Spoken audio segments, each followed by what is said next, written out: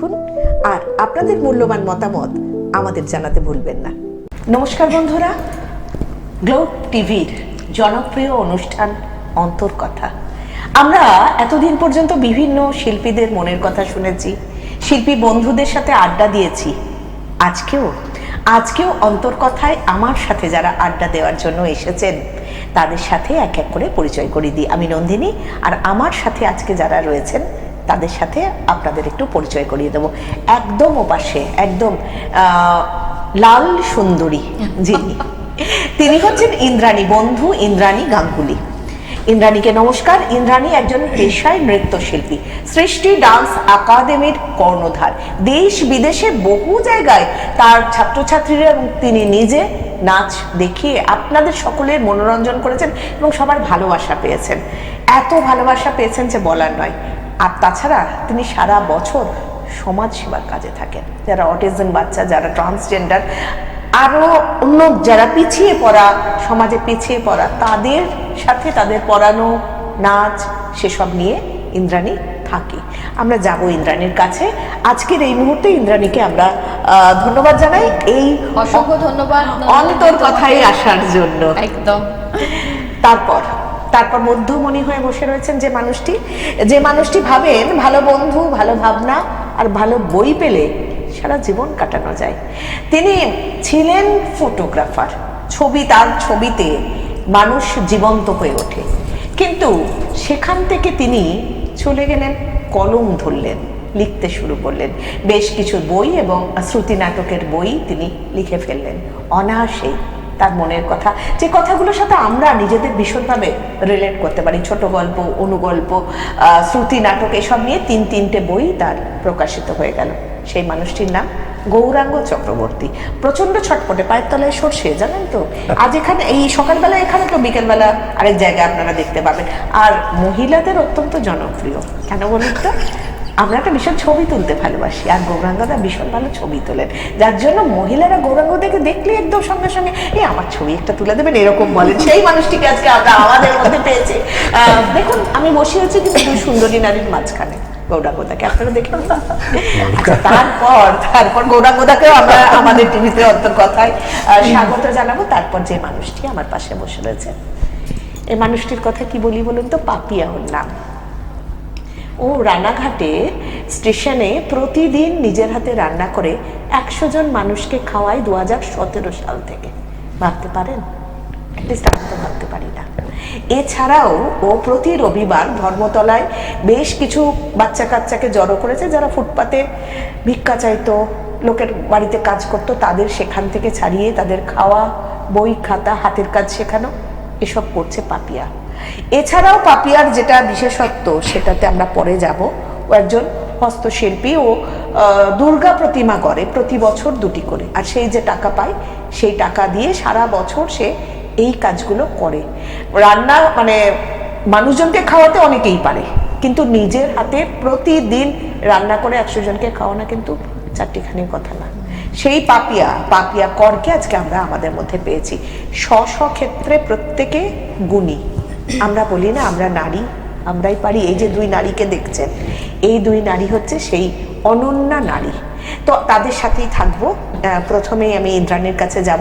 ইন্দ্রাণী, তুমি কি কাজ করছো? আমরা তো বৈশাখ মাস চলে আসছে, পয়লা বৈশাখ মানে প্রচন্ড ব্যস্ততা তোমার।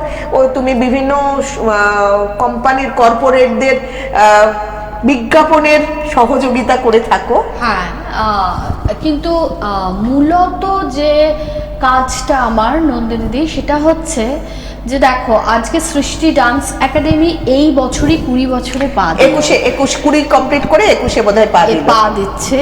তো এইটা not a matter of joke, কারণ একাডেমিটা, যে কোনো একটা একাডেমি, এটা তো স্বাভাবিক বাচ্চাদের জন্য নয়। এটা হচ্ছে বিশেষ একদম ক্ষমতা সম্পন্ন যারা আছেন, সেই সমস্ত বাচ্চারা যারা অর্থনৈতিক দিক থেকে পিছিয়ে আছে অথচ তারা ট্যালেন্টেড খুব। এছাড়া তৃতীয় লিঙ্গের আছেন, আরও আছেন যারা অ্যাসিড সার্ভাইভার্স। আচ্ছা। তো এদের জন্য আমাকে সারা বছরের মানে আমাকে সবসময় ওদের পাশে থাকতে হয়। ওদের কাছ থেকে পাওনাটা হচ্ছে আমার কিন্তু ভালোবাসা। একদম তাই। হ্যাঁ একদম। তো ভালোবাসা ছাড়া কিন্তু আমার কোনো কিছুতেই এটা এই একাডেমিটা সত্যিই আজকে গড়ে উঠতে পারতো না।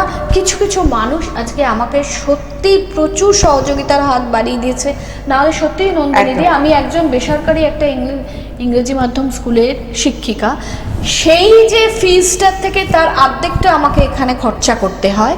তো সেটা কিন্তু সম্ভব হতো না যদি না সমাজের আরো 10 জন মানুষ আমার পাশে না দাঁড়াতেন। তার মধ্যে তুমি একজন আছো অবশ্যই। একদম 20 থেকে যে আজকে আমার ছোট্ট একটা ফুলে রূপান্তরিত হয়েছে আমি দেখছি, আমি অনেকদিন ধরে তোমাকে দেখছি, তোমার এই যে ফুলটা বিকশিত হয়ে উঠছে সেই জার্নিটা আমরা দেখছিলাম। ভীষণ কষ্টের জার্নি একদম। এবং যেখানে আমি মেয়েদেরকে নিয়ে গেছি, তৃতীয় লিঙ্গের মেয়েদেরকে নিয়ে গেছি বা অ্যাসিড সার্ভাইভারদের নিয়ে গেছি, আমাকে কিন্তু কম কথা শুনতে হয়নি। অনেকের কাছে অনেক রকম কথা শুনতে হয়েছে। এদের সঙ্গে আপনি নাচ শিখিয়ে বা এদের কাছে পড়াশোনা করিয়ে আপনি কি পাবেন? আমি বললাম আমি কিছু পাওয়ার আসার জন্য আমার এই নৃত্য প্রতিষ্ঠানটি গড়ে তুলছি না। ঠিক ঠিক। কারণ আমার কাছে শিক্ষাকে না কখনো পয়সা দিয়ে কেনা যায় না। একদম একদম, খুবই সুন্দর তোমার কথা আমরা শুনলাম। আমার দর্শক বন্ধুরা যারা আছেন, যদি কখনো সখনো কিছু ওর পাশে দাঁড়াতে ইচ্ছে করে, অবশ্যই এই অনুষ্ঠানটা সেই কারণে মানুষের কাছে পৌঁছানোর বার্তা। এই যে তুমি একা 20 বছর ধরে লড়ছো, হয়তো আছে তোমার পেছনে 50 জন আছে কি 60 জন আছে, এই শোটার মাধ্যমে তোমার কর্মকাণ্ডটা আরো বেশি মানুষের কাছে আমরা পৌঁছে দিতে পারছি, যাতে যদি 100 জন দেখে একজনও তোমার পাশে দাঁড়ায়, সেটাই আমাদের একেবারে। আমরা গৌরাঙ্গদার কাছে যাব। তোমার ফটোগ্রাফি থেকে টার্নিং টু লেখালেখি। ফটোগ্রাফি আমি যখন করি তখন ভেবেছিলাম যে ঠিক আছে, কারণ আমি পাহাড়ে ঘুরতে ভালোবাসি, আমি ছবি তুলি, একদম প্রত্যন্ত গ্রামে তুলেছি এবং যেমন এভারেস্ট বেস ক্যাম্পে ছবি তুলেছি।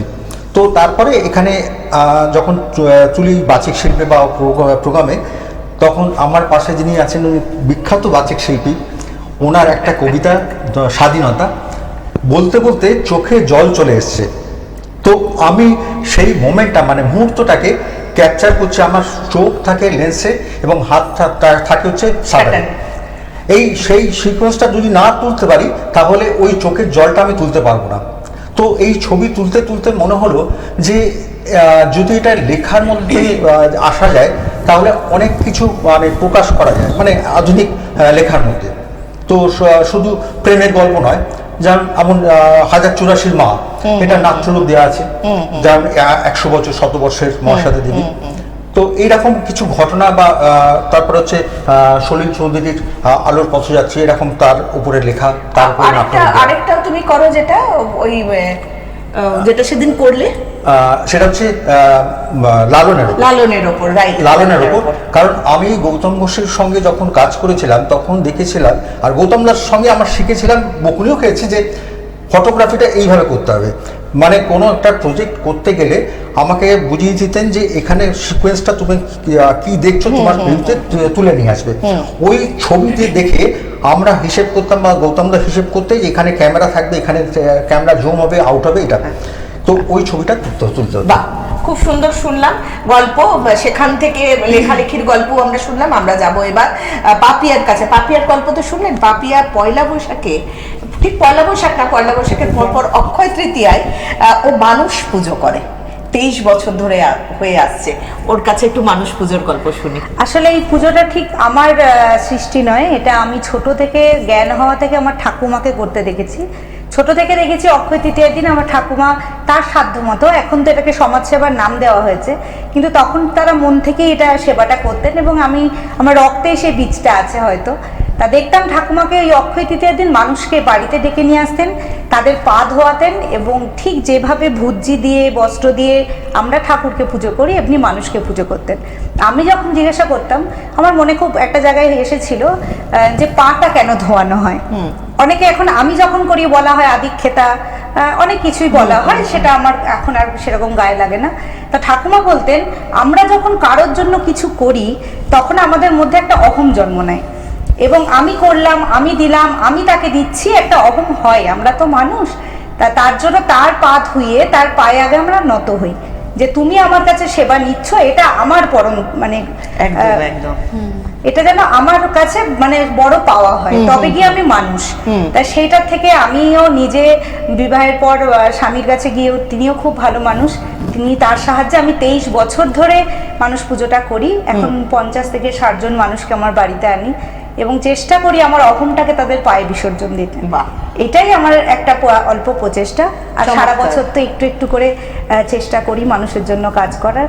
মানে ওর সমাজ সেবার ভিত্তি ওর বাড়িতেই, বাড়ির জন্ম থেকেই। থেকে। এবং এই যে সব থেকে বড় ভালো লাগলো যে কথাটা, যে আমি আমার অহংটা নত হয়ে দিয়ে হ্যাঁ, বিসর্জন দিয়ে ঠিক, দিচ্ছি। ঠিক। আমি এর কাছে যাব। গৌরাঙ্গদা, তোমার 3টে বই কি কি একটু নামগুলো বলো। প্রথমটার আবেগের নাম কি? আওয়াজ, এটা হচ্ছে শ্রুতি নাটকের বই। হ্যাঁ, আবেগের আওয়াজ। পরেরটা আচ্ছা, এটা হচ্ছে একক, মানে অনেক ক্ষেত্রে মানে দেখা যায় যে একজন আছে অভিনয় করে, একক। একক। এটার নাম কি? এটা হচ্ছে একাকী কথকের ডায়েরি।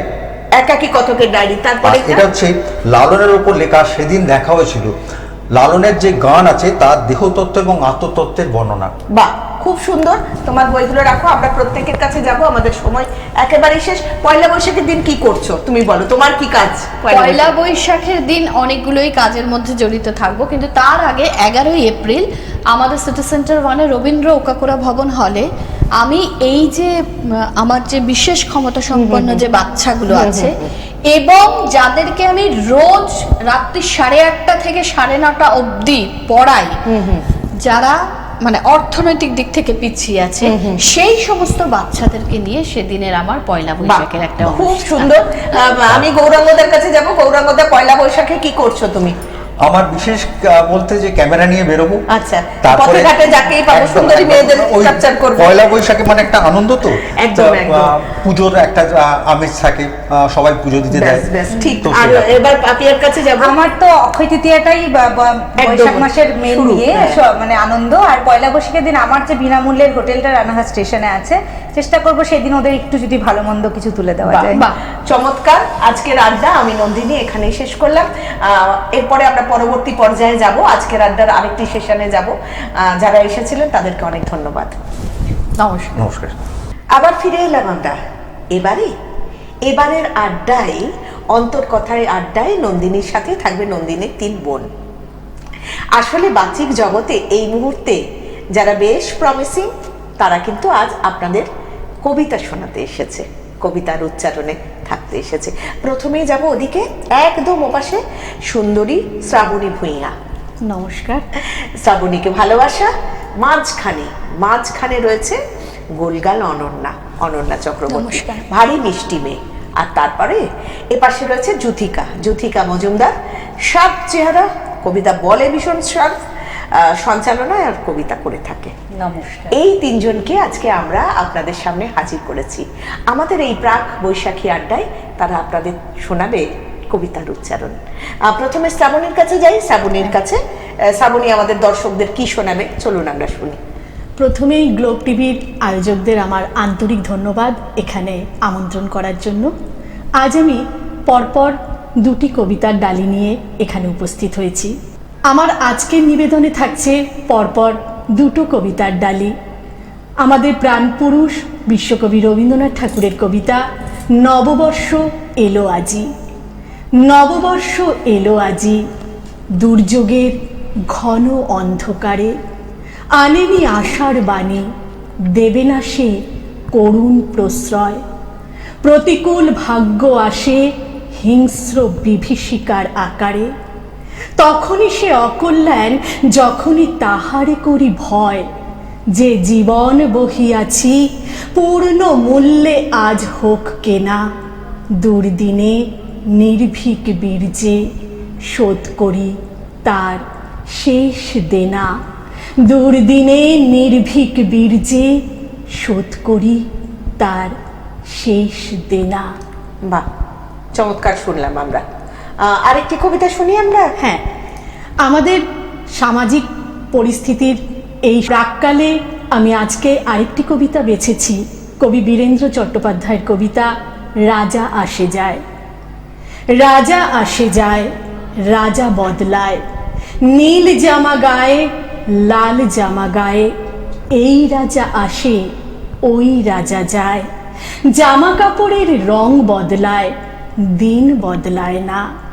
গোটা পৃথিবীকে গিলে খেতে যায় সেই যে ন্যাংটো ছেলেটা, কুকুরের সাথে ভাত নিয়ে তার লড়াই চলছে, চলবে। পেটের ভিতর যে আগুন জ্বলেছিল তা এখনো জ্বলবে। রাজা আসে যায়, আসে আর যায়, শুধু পোশাকের রং বদলায়, শুধু পোশাকের ঢং বদলায়। পাগলা মেহের আলী দু হাতে দিয়ে তালি, এই রাস্তায় ওই রাস্তায় শুধু নাচে আর গান গায়। সব ঝুট হ্যায়, সব ঝুট হ্যায়, ঝুট হ্যায় ভাই, সব ঝুট হ্যায়। জননী জন্মভূমি, সব দেখে সব শুনে অন্ধ তুমি, সব জেনে সব বুঝেও বধির তুমি। তোমার সেই ন্যাংটো ছেলেটা কবে যে হয়েছে মেহের আলী, কুকুরের ভাত কেড়ে খায়, দেয় কুকুরকে হাততালি।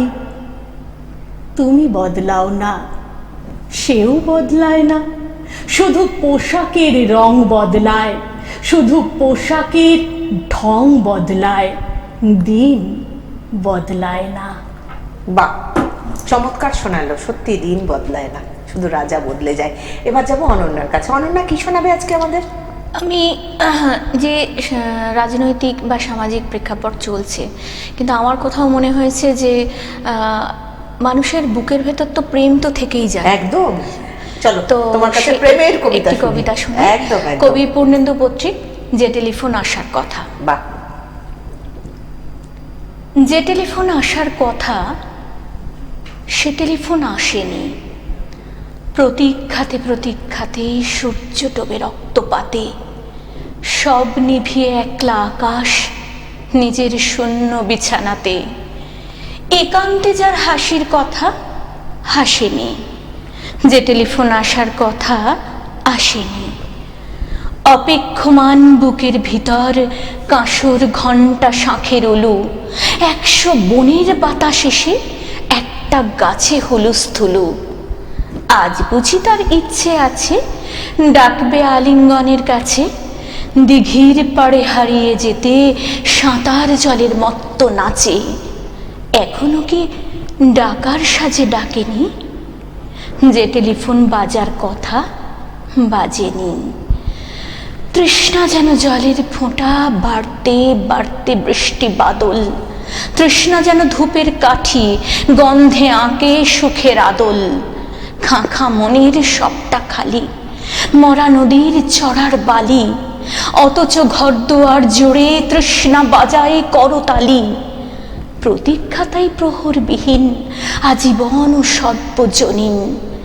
সরোবর তো সবার বুকেই, পদ্ম কেবল পর্দানসীন। স্বপ্নকে দেয় সর্বশরীর, সমুখে সে ভাসে না। যে টেলিফোন আসার কথা সচরাচর আসে না। বাহ, খুব সুন্দর বললে। যে টেলিফোন আসার কথা সচরাচর আসে না। একটা আরতি বুকের ভিতর থেকে একটা কোথাও গিয়ে যেন দাগ কাটে, ধাক্কা দেয়, ধাক্কা দেয় সবসময়। একদম একদম। যে টেলিফোন আসার কথা সচরাচর আসে না, অথচ সরোবর তো সবার বুকেই, একদম, পদ্ম কেবল পর্দানসীন। একদম। এবার যাবো আমরা জ্যোতিকার কাছে। মিষ্টি মেয়ে জ্যোতিকা আমাদের কি শোনাবে? হ্যাঁ, শোনাবো তো, দুটো কবিতা তো অবশ্যই শোনাবো। তার আগে গ্লোব টিভির কর্ণধার, তার আমাদের যে সবার প্রিয় সঞ্চালিকা, আজ আমি দিদিকে পেয়েছি, দিদির জন্যই আজ এখানে। তো আমার অশেষ ধন্যবাদ, প্রীতি ও শুভেচ্ছা নতুন বছরের। আর নতুন বছর মানেই বৈশাখ মাস, নতুন বছর, নতুন বৈশাখ মাস মানেই আমাদের কবিগুরুর জন্ম মাস। একদম। তা কবিগুরুকে শ্রদ্ধাঞ্জলি জানিয়ে ওনার দুটি ছোট ছোট কবিতা বলবো গীতাঞ্জলি থেকে। আমরা সকলেই জানি যে তোমার জন্য আজও আমার মাথার উপর রয়েছে ছাদ, তোমার জন্য প্রতিদিনই বেঁচে উঠি রবীন্দ্রনাথ। তোমায় খোঁজা শেষ হবে না মোর, যবে আমার জনম হবে ভোর। চলে যাব নবজীবন লোকে, নূতন দেখা জাগবে আমার চোখে। নবীন হয়ে নূতন সে আলোকে পড়ব তব নব মিলন ডোর, তোমায় খোঁজা শেষ হবে না মোর। তোমার অন্ত নাই গো অন্ত নাই, বারে বারে নূতন লীলা তাই। আবার তুমি জানিনে কোন বেশে, পথের মাঝে দাঁড়াবে নাথ হেসে। আমার এ হাত ধরবে কাছে এসে, লাগবে প্রাণে নূতন ভাবের ঘোর। তোমায় খোঁজা শেষ হবে না মোর, যবে আমার জন্ম হবে ভোর। বাহ, খুব সুন্দর শুনলাম আমরা। যাব পরের কবিতায়। আকাশতলে উঠল ফুটে আলোর শতদল, পাপড়িগুলি থরে থরে ছড়ালো দিক দিগন্তরে। ঢেকে গেল অন্ধকারের নিবিড় কালো জল, মাঝখানেতে সোনার কোষে আনন্দে ভাই আছি বসে। আমায় ঘিরে ছড়ায় ধীরে আলোর শতদল, আকাশেতে ঢেউ দিয়ে রে বাতাস বহে যায়। চারদিকে গান বেজে ওঠে, চারদিকে প্রাণ নাচে ছোটে। গগন ভরা পরশ খানি লাগে সকল গায়। আলো তোমায় নমি আমার মিলাক অপরাধ, ললাটেতে রাখো আমার পিতার আশীর্বাদ। বাতাস তোমায় নমি আমার ঘুচুক অবসাদ, সকল দেহে বুলায়ে দাও পিতার আশীর্বাদ। মাটি তোমায় নমি আমার মিটুক সর্বসাদ, গৃহ ভরে ফলিয়ে তোলো পিতার আশীর্বাদ। গৃহ ভরে ফলিয়ে তোলো পিতার আশীর্বাদ। চমৎকার শুনলাম আমরা জানি প্রত্যেকে যে এই যে সুন্দরভাবে সকলের আশীর্বাদ নিয়েই এগিয়ে চলা। আর সামনেই আসছে পয়লা বৈশাখ, আমি অনন্যার কাছে যাব। অনন্যা, পয়লা বৈশাখ তুমি কিভাবে কাটাবে ভাবছো? সকালবেলায় তো স্নান টান সেরে বাড়ির কাজকর্ম সেরে পুজো দিতে যাওয়া একটা ব্যাপার থাকে। তারপরে বাড়িতে ফিরে সেদিন পয়লা বৈশাখ, বছরের শুরু, প্রথম দিন। সেদিন তো সবাই একসঙ্গে খাওয়া দাওয়া, এবং পয়লা বৈশাখ মানেই একটা আনন্দের জোয়ার, একটা তোমার অন্যরকম ভাবে সবাই বাড়িতে থাকবে। আমরা চাই বছরের প্রথম দিনটা অন্যরকম ভাবে সেলিব্রেট করতে, যাতে সারা বছর সেটা মনে থাকে। শ্রাবণীর কাছে যাব। শ্রাবণী কি করবে পয়লা বৈশাখের দিন? পয়লা বৈশাখে তো প্রথম থেকে একটা অনেক দিন ধরে একটা প্ল্যান প্রোগ্রাম চলতে থাকে যে নববর্ষে কি করব। তো প্রথম প্ল্যানটাই থাকে যে নতুন জামা কাপড় কেনা, একদম নিজের জন্য, পুরো পরিবারের জন্য একদম কেনাকাটা শুরু হয়ে গেছে। একদম কেনাকাটা শুরু হয়ে গেছে। খুব ভালো, নতুন জামা কাপড় পরে নতুন দিনে আমরা সবাই বেরোবো, আনন্দ করব। এটাই তো, তুমিও তো তাই করবে? একদম তাই। সবাই মিলে আমরা নতুন বছরকে আনন্দ করে কাটবে, যাতে পুরনো বছরের যা কিছু গ্লানি, যা কিছু ফেলে আসা সেসব বিদায় জানিয়ে জীর্ণতা ভুলে গিয়ে আমরা যেন সকলে গ্রহণ করব নতুন সুস্থ সংস্কৃতির সাথে এভাবেই আমরা বেঁধে বেঁধে থাকতে পারি। একদম তাই। আজকের অনুষ্ঠান আমি নন্দিনী এখানেই শেষ করলাম। আর শ্রাবণী, অনন্যা আর জ্যোতিকাকে আমাদের অনেক ভালোবাসা। সকল ভালো থাকবেন। নতুন বছরের শুভেচ্ছা। ধন্যবাদ। ধন্যবাদ। নমস্কার বন্ধুরা, গ্লোব টিভি মানেই তো নতুন কিছু। আর নতুন বছর